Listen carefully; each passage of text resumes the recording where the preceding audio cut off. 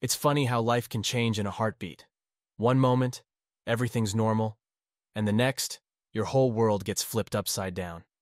My name's Jack, and I've been married to Emily for 13 years. We met in college, fell in love, and thought we had it all figured out. We didn't have kids, but we had each other, and that seemed like enough. We had our share of ups and downs, like any couple. There were fights, makeups, and all the stuff that comes with marriage. But through it all, I believed we were solid. Emily was my rock, my partner, and I thought she felt the same about me. But looking back, maybe I missed the signs, the small shifts in her behavior that hinted at something more sinister brewing under the surface. The first inkling that something was wrong came a few months ago. Emily had always been passionate about her job as an event planner, but suddenly she seemed more invested in her work than ever before. Late nights, weekend trips, and endless phone calls became the norm.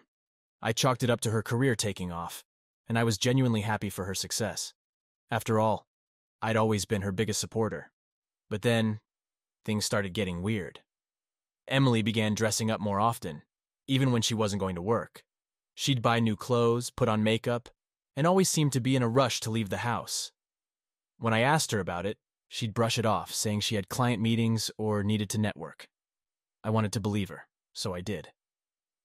One night, we were at a dinner party with some friends. Emily was more animated than usual, laughing and chatting with everyone. It was great to see her so happy. But then I noticed she kept checking her phone. Every few minutes, she'd sneak a glance, smile at something, then put it away quickly. When I asked her about it later, she just said it was work stuff and changed the subject. I tried not to think too much about it, but the nagging feeling that something was off wouldn't go away. It was like a small seed of doubt that had been planted in my mind, and no matter how much I tried to ignore it, it kept growing. I told myself I was being paranoid, that Emily would never do anything to hurt me. But deep down, I knew something was wrong.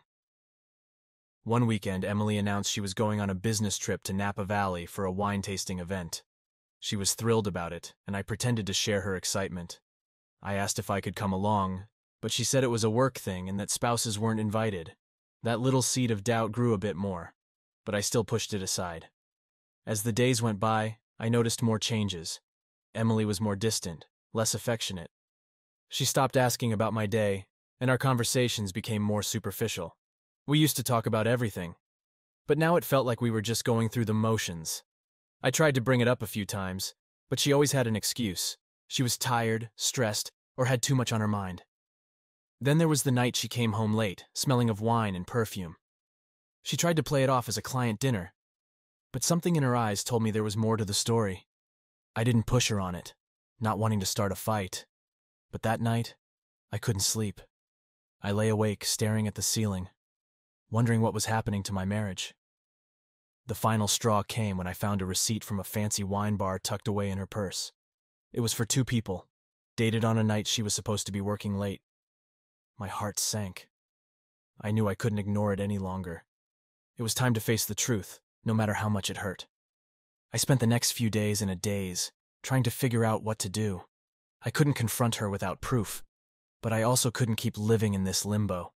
I needed to know the truth, even if it destroyed me, and so I started paying closer attention, looking for any clue that might confirm my worst fears. As the days went by, the signs became impossible to ignore. Emily's late nights, the secretive phone calls, the way she avoided looking me in the eye. It all pointed to one thing. My wife was having an affair, and I needed to find out who she was cheating with. The day I discovered the truth was like any other ordinary Saturday. Emily was heading out again, saying she had a meeting with some new clients. I tried to play it cool, kissing her goodbye and wishing her a good day. As soon as she left, I felt the now familiar knot of anxiety twist in my stomach. This time, I decided enough was enough. I had to know what was really going on. I waited a few minutes to give her a head start before grabbing my keys and heading out. I had no clear plan, just a burning need to follow her and see where she was going. As I drove, my mind raced with 1,000 thoughts. What if she was just meeting clients? What if I was wrong? But the thought that nagged at me the most was, what if I was right? I kept a safe distance, not wanting to tip her off. She drove across town, finally pulling into the parking lot of a swanky wine bar. My heart sank as I watched her get out of the car, adjusting her dress and checking her reflection in the window. This was no business meeting. I parked a little way down the street, close enough to keep an eye on the entrance, but far enough to avoid being seen. My heart pounded as I waited, each passing minute feeling like an eternity. Finally, I saw him. Tall, well-dressed, with an air of confidence that screamed charm and sophistication. He walked up to Emily, and they greeted each other with a hug that lingered just a little too long. Then he leaned in and kissed her. Not a peck on the cheek, but a full-on kiss that made my blood boil. I felt like I'd been punched in the gut. The shock, the anger, the betrayal, it all hit me at once. I wanted to storm in there to confront them both and demand answers. But I forced myself to stay put. I needed more than just a scene in a parking lot. I needed proof. I grabbed my phone and started snapping pictures. They walked into the bar together, laughing and looking every bit the happy couple. I took a deep breath and decided to follow them inside. I needed to see and hear everything. The bar was dimly lit and crowded, the perfect place for a secret rendezvous. I found a table in the back, far enough away to avoid detection, but close enough to keep them in sight. They sat at a corner booth, talking and laughing over glasses of expensive wine. It was like watching a nightmare unfold in slow motion. Emily looked so different with him. She was animated, her eyes sparkling in a way I hadn't seen in years. She leaned in close, touching his arm, laughing at his jokes. It was clear this wasn't their first meeting. They had a comfort level that spoke of something much deeper than a casual fling. I strained to hear their conversation, catching bits and pieces over the din of the bar. They talked about wine, about trips they'd taken together, about future plans. My heart ached as I listened. This wasn't just an affair. This was a relationship, one that had clearly been going on for some time. As the evening wore on, they grew more intimate.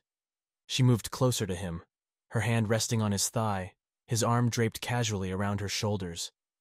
They shared a bottle of wine, their heads close together as they whispered and laughed. I couldn't take it anymore. I felt like I was going to explode. I slipped out of the bar, the cool night air doing little to calm my raging emotions. I sat in my car, trying to collect my thoughts. I knew I had to confront her, but I needed to be smart about it. I needed to gather all the evidence, to make sure she couldn't deny what I knew was true. Over the next few days, I became a detective in my own life. I checked her phone when she was in the shower, finding messages from David, the wine sommelier. The texts were explicit, leaving no doubt about the nature of their relationship.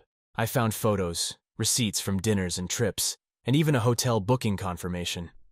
Each new piece of evidence was like another dagger to the heart. I set up a camera in our living room, hoping to catch them if they ever decided to meet at our house.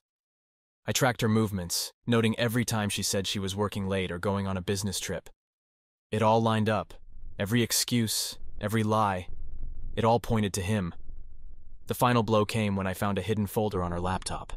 It was full of pictures of them together, at the beach, at dinner, in bed.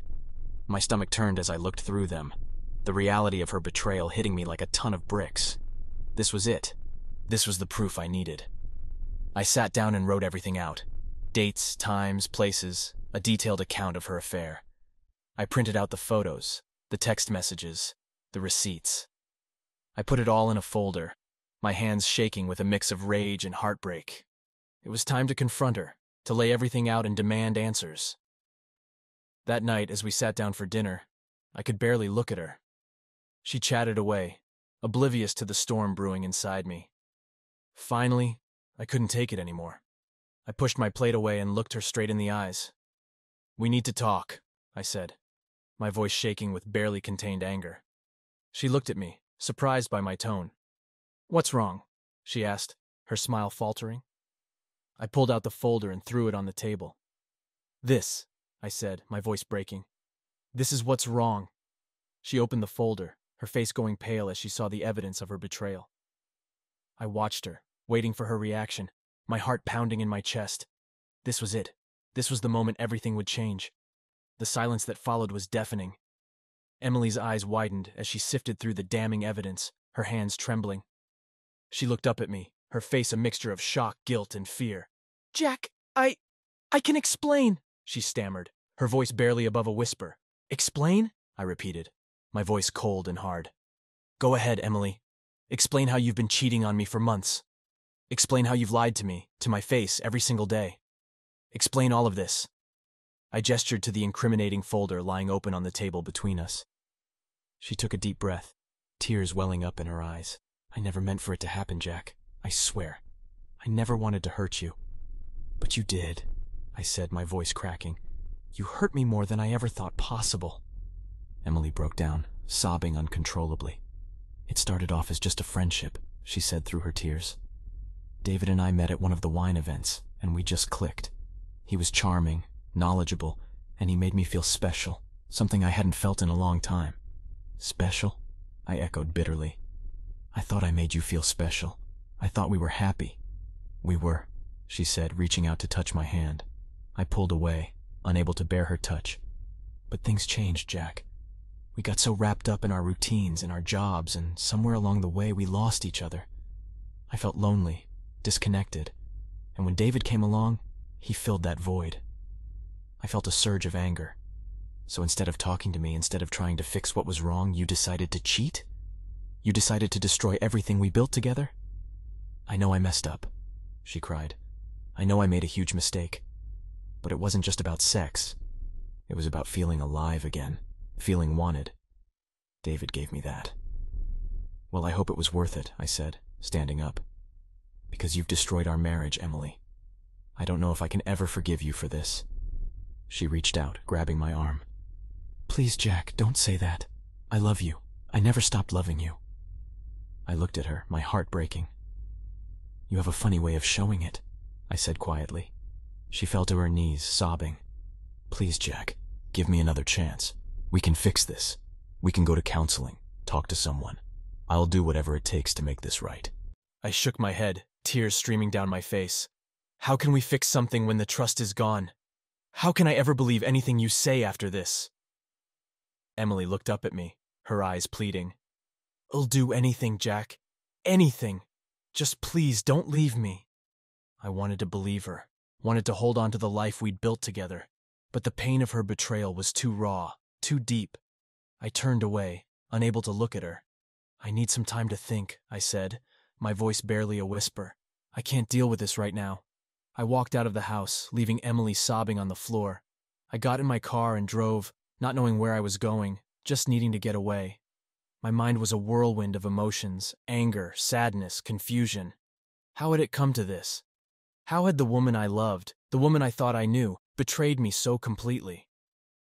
I ended up at a small park on the outskirts of town. I sat on a bench, staring out at the empty playground, my mind racing. I replayed our life together, trying to pinpoint where things had gone wrong. I thought about all the good times, the laughter, the love, and it made the betrayal all the more painful.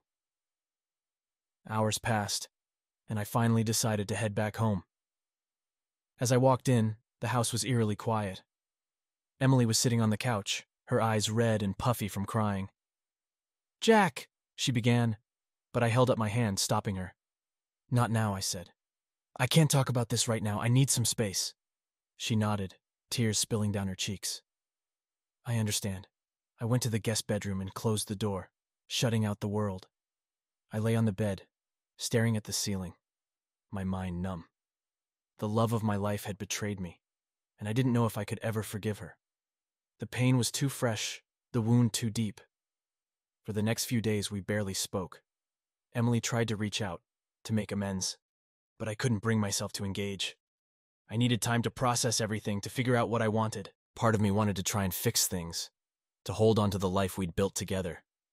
But another part of me wanted to walk away, to start over without the constant reminder of her betrayal. One evening, Emily approached me cautiously. Jack, I know I've hurt you deeply, she said, her voice trembling, but I want you to know that I'm committed to making this right. I've ended things with David. I've blocked his number, deleted his messages, and am willing to do whatever it takes to earn back your trust. I looked at her, my heart heavy. Emily, I appreciate that, but trust isn't something you can just rebuild overnight. It takes time, and I don't know if I'm ready for that. She nodded, tears streaming down her face. I understand, but please, give us a chance. Give me a chance to prove that I can be the wife you deserve. I took a deep breath, trying to keep my emotions in check. I need more than words, Emily. I need actions. If you're serious about fixing this, you need to show me. She nodded vigorously. I will, Jack. I promise. That night I lay in bed, my mind racing. I wanted to believe her, wanted to believe that we could get through this. But the pain was still too raw, the betrayal too fresh. I knew it would take time, and I wasn't sure if I had the strength to endure it. The next morning, I woke up feeling drained. I decided to take a few days off work to clear my head. I packed a bag and told Emily I needed some time alone. She looked at me with a mixture of fear and sadness, but she didn't argue. As I drove away, I couldn't help but wonder what the future held. Could we rebuild our marriage, or was it too late? Only time would tell. For now, all I knew was that I needed to find a way to heal, to make sense of the shattered pieces of my life. Being alone for the next few days was both a blessing and a curse. It gave me space to think, but it also left me alone with my thoughts, which were a chaotic mix of anger, sadness, and confusion. I found a small motel by the coast, far enough from home to feel like I was really away, but close enough to return quickly if needed. I spent my days walking along the beach, the sound of the waves offering a small measure of comfort. I tried to clear my mind, but every step seemed to bring back memories of Emily and me. Every crashing wave felt like another reminder of the life we had built together and the betrayal that had torn it apart. One evening, as the sun was setting, I sat on the sand, staring out at the horizon. My phone buzzed with a message from Emily. I hesitated before opening it. I hope you're doing okay, Jack. I'm thinking of you. Please take care of yourself. I read the message over and over, feeling a pang of something between longing and resentment. I wanted to respond, to reach out and tell her how much pain I was in. But I couldn't bring myself to do it. Instead, I turned off my phone and focused on the fading light of the sunset. The nights were the hardest. Alone in the small motel room, the silence was deafening. My thoughts would race, replaying everything that had happened, every lie, every moment of betrayal. I couldn't escape the memories. I barely slept, my mind refusing to quiet down long enough for me to rest. On the third day, I decided to visit an old friend, Tom, who lived nearby. Tom and I had known each other since college, and though we hadn't kept in close touch over the years, I knew he would understand. I called him, and he immediately invited me over. When I arrived, Tom greeted me with a concerned look. "Jack, you look like hell," he said, pulling me into a hug. "I feel like hell," I replied, my voice cracking. We sat down in his living room and I told him everything. About Emily, about the affair, about how lost and broken I felt. Tom listened, his expression growing darker with each word. "Man, I can't believe this," he said when I finished. "I'm so sorry you're going through this." "I don't know what to do, Tom," I admitted. Part of me wants to try and fix things, but another part of me wants to walk away and never look back. Tom nodded. "That's completely understandable. You've been through a lot, and it's okay to feel conflicted. But you need to take care of yourself first. Figure out what you need to heal, and go from there." I stayed with Tom that night, grateful for the company and the distraction. We talked about old times, about our lives, about everything but the pain I was carrying. For a few hours, I felt almost normal again. The next morning, I headed back to the motel. I still didn't have all the answers, but I felt a little stronger, a little more grounded. I decided to stay one more day, to give myself a bit more time to process everything before facing Emily again. That day, I took a long hike through a nearby forest. The solitude and the beauty of nature offered a kind of solace that I hadn't felt in days. As I walked, I thought about my life, about my marriage, and about what I wanted for my future. By the time I returned to the motel, I had made a decision. I couldn't continue living in limbo. I needed to confront Emily again, to talk things through and decide what our next steps would be. Whether we could rebuild our marriage or whether it was time to move on, I needed clarity. The drive home was filled with a sense of dread and determination. When I walked through the front door, Emily was there waiting for me. She looked tired, her eyes red from crying. "Jack," she said softly, her voice trembling. "I'm so glad you're home." I nodded, not trusting myself to speak just yet. I dropped my bag and sat down on the couch, motioning for her to join me. She sat down next to me, her hands clasped tightly in her lap. "We need to talk," I said, my voice steady but strained. She nodded. "I know." We sat in silence for a moment, each of us gathering our thoughts. Finally, I took a deep breath and spoke. "I've had some time to think, and I need to know why," I said, my voice breaking slightly. "Why did you do it, Emily? Why David?" She looked down at her hands, her shoulders shaking with silent sobs.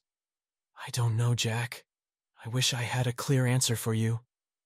I was lonely, and I felt disconnected from you. David was there, and he made me feel wanted, needed. But why didn't you talk to me?" I asked, my voice rising with frustration. "Why didn't you tell me how you were feeling? We could have worked on it together." She looked up at me, her eyes filled with regret. "I was afraid, Jack. Afraid that you wouldn't understand, that you would see it as a failure on my part. I know it sounds stupid, but I didn't want to burden you with my feelings." I shook my head, the weight of her words settling over me. "We were supposed to be partners, Emily. We were supposed to face everything together. You broke that trust, and I don't know if we can ever get it back." She reached out to touch my hand, but I pulled away. "Please, Jack," she whispered. "I want to make this right. I want to try." I looked at her, my heart aching. "I don't know if I can, Emily. I don't know if I can ever trust you again." The next few days were a blur. Emily and I tiptoed around each other, trying to navigate the shattered remains of our relationship. I threw myself into work, trying to find some semblance of normalcy, but every moment was tainted by the knowledge of her betrayal. Emily, for her part, tried to show me she was serious about making amends. She canceled all her upcoming work trips, blocked David on all her social media, and even deleted his number from her phone. She cooked dinner, cleaned the house, and did everything she could to show me she was committed to fixing things. But the damage was done. Every time I looked at her, all I could see was her with him. Every touch, every kiss felt tainted. The trust we had built over 13 years was gone, replaced by a chasm of doubt and pain. One evening, as we sat down to another tense dinner, Emily finally broke the silence. "Jack, I know things are hard right now, but I want you to know that I'm here for you. I'm committed to making this work, no matter how long it takes." I looked at her, my heart heavy with the weight of her words. "I appreciate that, Emily. But I need time. I need time to figure out if I can ever forgive you, if I can ever move past this." She nodded, tears streaming down her face. "I understand. I'll wait, Jack. I'll wait as long as it takes." That night, as I lay in bed, I thought about everything. About our life together, about the betrayal, and about the future. I knew that the road ahead would be long and difficult, filled with pain and uncertainty. But I also knew that I needed to find a way to heal, whether that meant rebuilding our marriage or walking away. The days turned into weeks, and slowly, the initial shock began to wear off. The pain was still there, but it was dulled, replaced by a numbness that allowed me to function. Emily continued to try, to show me she was serious about making amends, but I still couldn't bring myself to trust her. One evening, as we sat in silence on the couch, I finally spoke. "Emily, I need to know if you're willing to go through counseling. Not just for us, but for yourself. You need to understand why you did what you did, and I need to understand if there's any way I can move past this." She looked at me, her eyes filled with determination. "I'll do whatever it takes, Jack. I'll go to counseling. We'll do anything to fix this." I nodded, feeling a small glimmer of hope. "Okay, let's start with that. Let's see if there's a way to rebuild what we've lost." The next few weeks were filled with counseling sessions, both together and separately. We talked about our feelings, our fears, and our hopes for the future. It was painful, raw, and exhausting, but it was a start. Through it all, I realized that healing would be a long and difficult process. It would take time, effort, and a willingness to face the pain head-on. But for the first time since discovering the affair, I felt a small sense of hope. Maybe, just maybe, we could find a way to move forward. Counseling was a step forward, but the anger and pain I felt were not easily quelled. Despite Emily's efforts and our attempts at therapy, I couldn't shake the need for some form of retribution. The affair had shattered my sense of security, and the only way I felt I could regain control was through revenge. It started with small things. I became more secretive, hiding parts of my life from Emily just as she had done with me. I started going out more often, making new friends and spending time away from home. Emily noticed, of course, and she tried to ask me about it, but I always deflected, telling her I needed space. One night, as we lay in bed, Emily turned to me, her eyes filled with concern. "Jack, where have you been going? You're out so late these days and I'm worried." I looked at her, the anger simmering just beneath the surface. "I'm just living my life, Emily. Isn't that what you did?" She flinched at my words, tears welling up in her eyes. "I know I hurt you, Jack, but this isn't helping. We need to work through this together, not apart." I turned away, not trusting myself to respond. I knew she was right, but the desire for revenge was stronger than my rational thoughts. I needed to feel like I had the upper hand, even if it was just for a moment. My opportunity came one evening when I ran into an old flame, Lisa, at a local bar. Lisa and I had dated briefly in college, and though nothing serious had come of it, there had always been a spark between us. Seeing her again stirred something in me, and I knew this was my chance to even the score. We caught up over drinks, and it wasn't long before the conversation turned flirtatious. Lisa was single, and it was clear she was interested in rekindling whatever had once been between us. I told her about Emily, leaving out the details of the affair, and she sympathized, telling me I deserved better. As the night wore on, we ended up back at her place. I knew what I was doing was wrong, but in that moment, I didn't care. I wanted to hurt Emily the way she had hurt me, to make her feel the same betrayal and anguish. Lisa and I spent the night together, and though it felt good in the moment, it left me with a hollow emptiness afterward. The next morning, as I left Lisa's apartment, guilt and regret washed over me. I had stooped to the same level as Emily, and it didn't make me feel any better. If anything, it made me feel worse. But I couldn't undo what had been done. I had to live with the consequences of my actions. When I got home, Emily was waiting for me, her face a mix of worry and suspicion.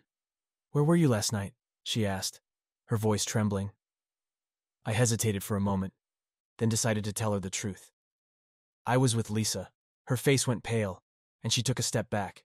"You slept with her, didn't you?" I nodded, unable to meet her eyes. "Yes, I did." The look of pain and betrayal on her face was almost too much to bear. She turned away, her shoulders shaking with silent sobs. "How could you, Jack? I thought we were trying to work through this." "I wanted you to feel what I felt," I said, my voice shaking. "I wanted you to understand the pain you caused me." Emily turned back to me, her eyes filled with tears. "This isn't helping, Jack. It's only making things worse." "I know," I admitted, my own tears starting to fall, but I couldn't stop myself. For the next few days, we barely spoke. Emily was distant, and I could see the hurt in her eyes every time she looked at me. I had wanted revenge, but all I had done was deepen the rift between us. I realized then that revenge wasn't the answer. It wasn't going to heal the wounds or bring back the trust that had been lost. One evening, as we sat in silence at the dinner table, I finally spoke up. "Emily, I'm sorry. What I did was wrong. I thought it would make me feel better, but it didn't. It only made things worse." She looked at me, her eyes filled with sadness. "I understand why you did it, Jack, but it doesn't make the pain go away." "I know," I said quietly, "but I want to try to move past this. If we're going to have any chance of fixing our marriage, we need to let go of the anger and the need for revenge." She nodded, tears streaming down her face. "I want that too, Jack. I'm willing to do whatever it takes." We decided to continue with counseling, but this time with a renewed commitment to being honest and open with each other. It was a long and painful process, but slowly, we began to rebuild the trust that had been shattered. Through it all, I realized that forgiveness wasn't about forgetting what had happened. It was about accepting the pain and choosing to move forward despite it. It was about letting go of the need for revenge and focusing on healing. Months passed, and though things were never quite the same, we found a new kind of normal. We still had our ups and downs, but we faced them together, determined to make our marriage work. The road to recovery was long and difficult, but we were on it together, and that was all that mattered. Looking back, I realized that revenge had only brought more pain. True healing came from forgiveness, understanding, and a willingness to rebuild what had been broken. And though it wasn't easy, it was worth it, because in the end, it brought us closer together. As the months rolled on, our lives settled into a tentative rhythm. Emily and I continued our counseling sessions, but despite our efforts, there was always an undercurrent of tension between us.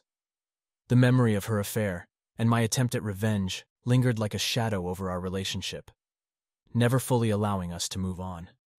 One evening, after a particularly grueling counseling session, Emily and I sat on the porch, the cool night air wrapping around us.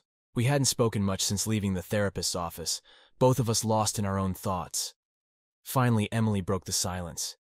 "Jack, do you think we can ever really move past this?" I looked at her, seeing the weariness in her eyes. "I don't know, Emily. We've been trying so hard, but it feels like we're just going through the motions. The trust we lost. It's like a wound that never fully heals." She nodded, tears glistening in her eyes. "I've been thinking the same thing. I love you, Jack, but I don't want us to stay together just because we're afraid to let go." Her words hit me hard. I had been clinging to the hope that we could somehow fix what was broken. But deep down, I knew she was right. We were both holding on to a relationship that had been irreparably damaged, and it was preventing us from truly healing. "I love you too, Emily," I said softly. "But maybe it's time for us to face the truth. Maybe it's time to let go." She looked at me, her expression a mix of sadness and relief. "Are you saying we should separate?" I took a deep breath, the weight of the decision settling over me. "Yes, I think we should. We've both tried so hard, but I think we need to focus on ourselves now. We need to find our own paths to healing, and I don't think we can do that together." Tears streamed down her face, and I felt my own eyes welling up. It was the hardest decision I had ever made, but it felt like the right one. We had been through so much together, but sometimes love wasn't enough to fix what had been broken. We sat in silence for a long time, holding hands and letting the reality of our decision sink in. It was a bittersweet moment, filled with both sorrow and a sense of release. We had tried, and that was something we could both hold on to. The next few weeks were a whirlwind of practicalities. We met with lawyers to discuss the terms of our separation, divided our assets, and made arrangements for selling the house. It was a painful process, but there was also a sense of clarity that came with it. We were finally taking steps towards a future that, while uncertain, held the promise of healing and growth. Emily decided to move to a smaller apartment downtown, closer to her work. I found a modest place near the coast, not far from the motel where I had first retreated to clear my head. The familiarity of the area offered a strange kind of comfort, a reminder that I had survived the worst and could rebuild my life. On our last night in the house, we shared a quiet dinner. There were no harsh words or accusations, just a shared understanding that this was the end of one chapter and the beginning of another. "Do you think we'll be okay?" Emily asked, her voice tinged with uncertainty. "I think we will be," I replied, offering a small smile. "It's going to be hard, but we'll find our way. We both deserve to be happy, even if it's not together." She reached across the table and took my hand. "I hope you find peace, Jack. You deserve it. And I hope you find what you're looking for too, Emily," I said sincerely. "Take care of yourself." We hugged one last time, a bittersweet embrace that marked the end of our journey together. The next morning, we went our separate ways, each of us carrying the memories of our life together and the hope for a better future apart. The first few months on my own were challenging. There were moments of loneliness and doubt, but there were also moments of clarity and strength. I threw myself into work, picked up new hobbies, and reconnected with old friends. Slowly but surely, I began to rediscover who I was outside of my marriage. Emily and I stayed in touch sporadically, mostly through brief text messages and occasional phone calls. There was no animosity between us, just a mutual respect and understanding. We had shared a life together, and while it hadn't ended the way we had hoped, there was still a bond that couldn't be completely erased. One day, while walking along the beach, I ran into Lisa. She greeted me with a warm smile, and we chatted for a while, catching up on our lives. It was a pleasant encounter, and for the first time in a long time, I felt a spark of hope for the future. As time went on, I started to rebuild my life in earnest. I made new friends, explored new interests, and even started dating again. It wasn't easy, and there were setbacks along the way, but I was determined to move forward. Through it all, I learned that healing wasn't a linear process. There were days when the pain of the past felt overwhelming, and other days when I felt hopeful and excited about the future. But with each passing day, the weight of the betrayal lessened, and I found myself looking forward to the possibilities that lay ahead. In the end, letting go of my marriage was one of the hardest things I had ever done, but it was also one of the most important. It allowed me to find myself again, to rediscover my strength and resilience. And while the road to healing was long and difficult, it was a journey worth taking. Emily and I both deserved to be happy, and though our paths had diverged, I hoped that we would both find the peace and fulfillment we were searching for. Life had a way of throwing unexpected challenges our way, but it also had a way of leading us to where we needed to be. And as I stood on the beach, watching the waves crash against the shore, I felt a sense of peace wash over me. I was ready to embrace the future, whatever it might hold, and to live my life to the fullest. The decision to end my marriage had been the hardest and most painful of my life, but as time went on, I began to see it was the right one. Emily and I had both needed space to heal, to grow, and to rediscover who we were outside of the life we had built together. As I settled into my new apartment near the coast, I found solace in the simple things. Early morning walks on the beach, the smell of the sea, and the sound of the waves crashing against the shore became my daily rituals. These moments of peace gave me the strength to face each new day and the challenges it brought. I threw myself into work, taking on new projects and responsibilities. The distraction helped, and my colleagues noticed the change in me. "You seem different," one of them remarked one day. "More focused, more driven." "I guess I've found a new perspective," I replied with a small smile. It was true. The pain of the past was still there, but it no longer defined me. I was learning to let go and embrace the possibilities of the future. I also began to reconnect with old friends and make new ones. I joined a local book club, took up surfing, and even started volunteering at a community center. These activities not only kept me busy, but also helped me build a new sense of community and belonging. One evening, while attending a charity event at the community center, I ran into Lisa again. She was there as a volunteer, and we ended up spending most of the evening together, chatting and catching up. "How have you been, Jack?" she asked, her eyes filled with genuine concern. "I'm doing better," I said honestly. "It's been a tough road, but I'm getting there." She smiled. "I'm glad to hear that. You deserve to be happy." We exchanged numbers and started seeing each other more often. At first, it was just as friends, but as the weeks went by, our connection deepened. Lisa was kind, understanding, and supportive, and being with her felt natural and effortless. One afternoon, as we walked along the beach, I turned to her. "Lisa, I know we've both been through a lot, but I really enjoy spending time with you. I'd like to see where this goes, if you're open to it." She looked at me, her eyes sparkling. "I'd like that too, Jack." Our relationship blossomed slowly and organically.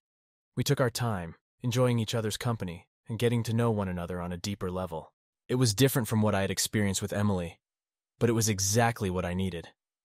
As Lisa and I grew closer, I found myself reflecting on the past and the lessons I had learned. Emily's betrayal had been devastating, but it had also taught me a lot about myself and what I needed in a relationship. I had learned the importance of communication, trust, and mutual respect, and I was determined to carry those lessons into my new relationship with Lisa. Emily and I remained in touch, albeit sporadically. There was no animosity between us, just a mutual understanding that our paths had diverged. She had moved on with her life, focusing on her career and her own journey of healing. I wished her well, and hoped that she would find the happiness she was searching for. One day, while going through some old boxes, I came across our wedding album. I hesitated for a moment, then opened it and began flipping through the pages. The photos brought back a flood of memories, both good and bad. But instead of feeling sadness or regret, I felt a sense of closure. Our marriage had been an important chapter in my life, but it was just that, a chapter. And now, it was time to move forward. I decided to donate the album, along with other mementos from my past. It was a symbolic gesture, a way of letting go of the old to make room for the new. As I packed up the box, I felt a sense of lightness, as if a weight had been lifted from my shoulders. With each passing day, I grew more confident and secure in my new life. Lisa and I continued to build our relationship, and I found joy in the simple moments we shared. Whether it was cooking dinner together, taking long walks on the beach, or just sitting in comfortable silence, I cherished the connection we had. Eventually, I found the courage to tell her about everything: the affair, the revenge, the pain, and the healing. She listened patiently, her eyes never leaving mine. And when I finished, she reached out and took my hand. "Thank you for sharing that with me, Jack," she said softly. "I know it wasn't easy, but I want you to know that I'm here for you, and I'm not going anywhere." Her words brought tears to my eyes, and I realized just how much I had come to care for her. "I appreciate that, Lisa, more than you know."